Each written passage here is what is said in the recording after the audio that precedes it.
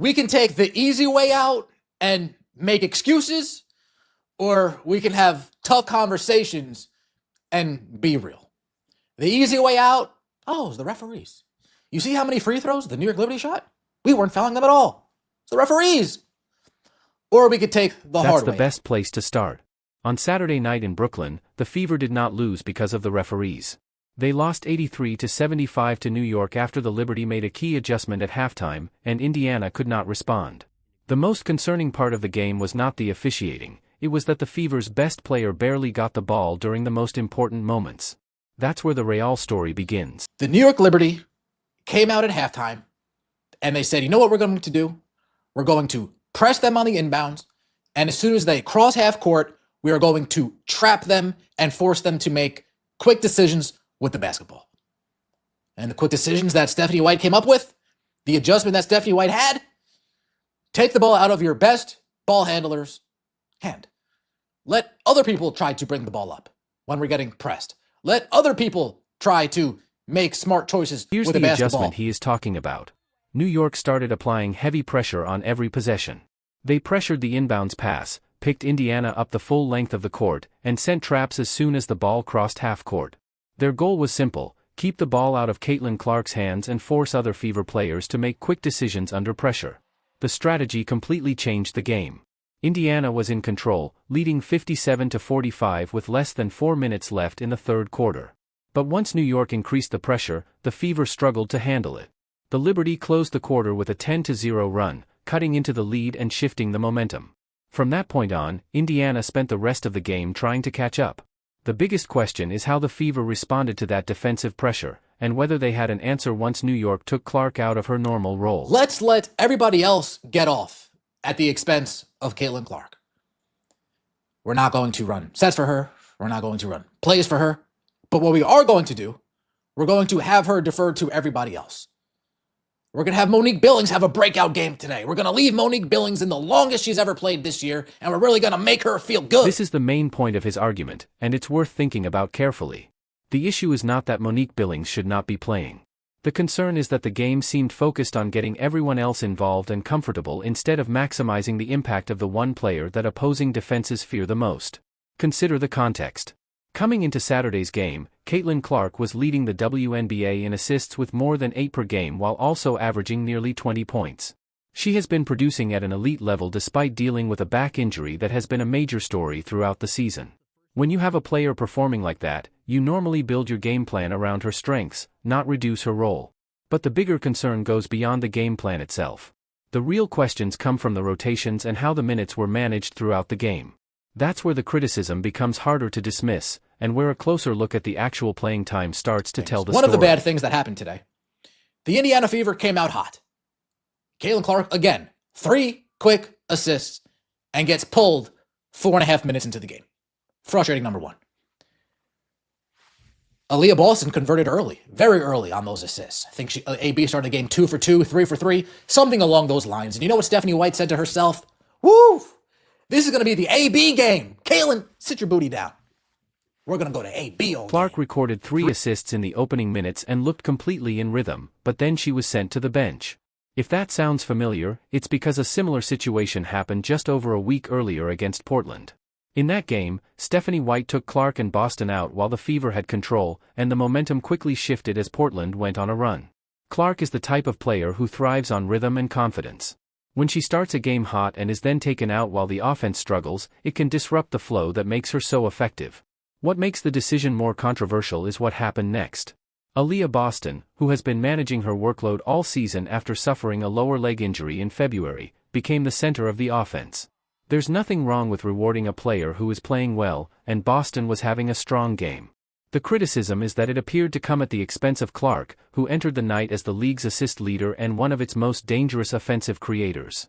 Instead of building around both players, the offense seemed to move further away from the person opposing defenses were most focused on stopping. And when the game reached its biggest moments, that approach became even more Third noticeable. quarter, fourth quarter. The announcers even said, you got to let Kelsey Mitchell close. You got to let Kelsey Mitchell take you home. And Stephanie White either overheard them or she was planning on doing that anyway. And they let Kelsey Mitchell close. Ball in Kelsey Mitchell's hands. Kelsey, take us home. Do what you got to do. Close the game. While Caitlin Clark is chilling out in the corner. While Caitlin Clark is drifting behind the three-point line. Completely taken out of the play. Nobody has actual As the game intentions moved to into get the third and fourth quarters, more of the offense started running through Kelsey Mitchell. Even the broadcasters suggested that Indiana should let Mitchell take over late and try to close the game.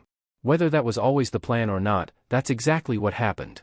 The ball stayed in Mitchell's hands during many of the biggest possessions, while Caitlin Clark often found herself standing in the corner or waiting behind the three-point line, playing more of a spacing role than a playmaking one. That is where the criticism becomes strongest. Mitchell is an excellent scorer and one of the league's most accomplished offensive players. She led Indiana with 21 points and recently passed 5,000 career points. But the argument is not about whether Mitchell should be involved. It's about whether the offense should be built around her instead of Clark when the game is on the line.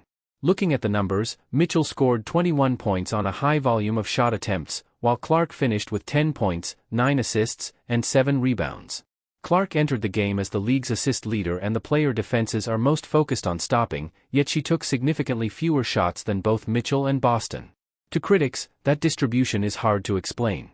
The team's primary playmaker and offensive engine spent key moments off the ball, while a secondary creator handled most of the late-game decision-making. That's the detail many people missed when looking only at the final box score, and it's why some believe Indiana's late-game offensive approach did not match the strengths of its most impactful player. Folks, do you know how hard you need to try to score less than 20 points with Caitlin Clark on her team? I'm not sure if it's ineptitude or just like how hard you need to try. Oh, but we got to get Kelsey involved. We got to get AB, and we got to make sure Mo feels good. And at what cost? At whose expense? Is that the recipe for success here? His argument becomes more convincing when you look at the numbers behind it. Indiana entered Saturday as the highest scoring team in the WNBA, averaging more than 90 points per game. This is an offense that normally has no problem generating points.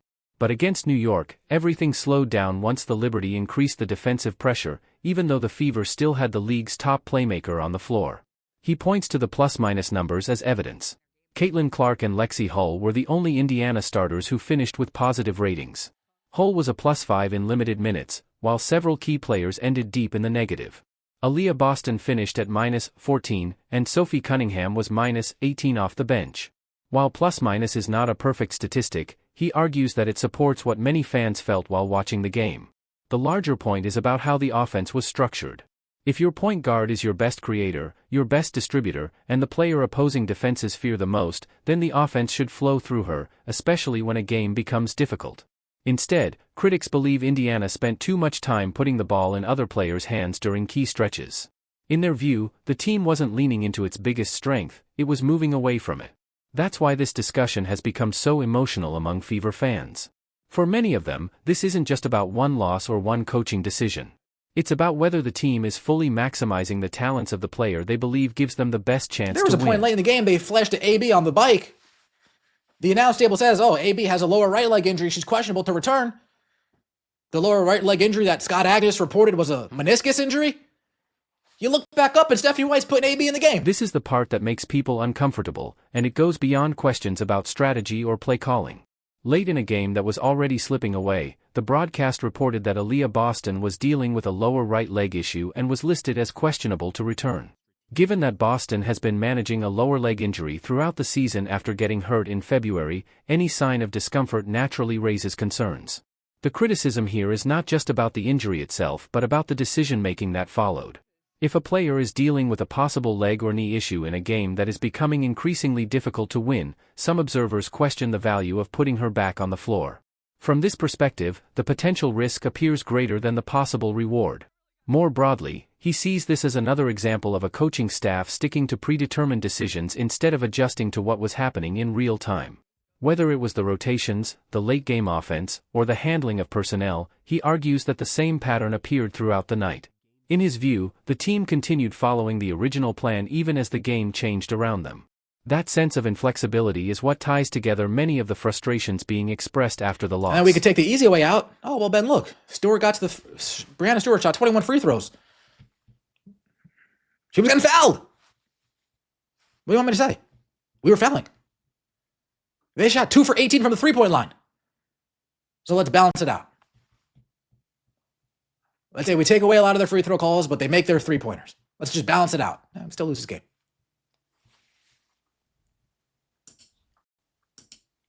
Let's deal with the referee argument first, because it's the easiest explanation and, according to this analysis, it doesn't fully explain what happened. Yes, Breanna Stewart got to the free throw line 21 times and scored 30 points, while New York finished 33 for 40 from the stripe. That's a huge difference, and Fever fans have every right to question some of those calls. But the argument here is that focusing only on free throws ignores the rest of the game. New York also shot just 2 for 18 from three-point range. If some of those foul calls disappear, it's reasonable to assume the Liberty also make more of their normal outside shots. When you look at the entire picture, the outcome probably doesn't change much. The game was really decided in the fourth quarter. Indiana led 66-62 with about 6 minutes remaining, but New York responded with a crushing 19-4 run. Stewart dominated that stretch, repeatedly getting to the line, while other Liberty players made timely plays that put the game away. The most alarming number for Indiana wasn't the foul count, it was scoring only 4 points while the game slipped out of reach. That suggests an offense that couldn't find an answer when it mattered most. Supporters of this criticism point to Caitlin Clark's performance as evidence. She started slowly, missing her first 5 shots, but once she became more involved, she helped spark a 12-4 run that built Indiana's lead. The argument is that when Clark is allowed to create and control the offense, the team looks dangerous. When opponents pressure her and force the ball into other hands, Indiana struggles to maintain the same flow.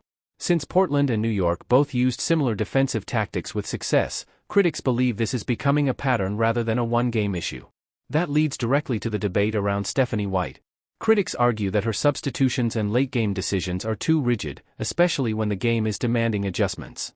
Supporters counter that White is managing a difficult situation. Aaliyah Boston has been dealing with injury-related limitations, and Clark has also been managing physical issues. In that view, sticking to planned rotations is about protecting players over a long season, not ignoring what is happening on the court.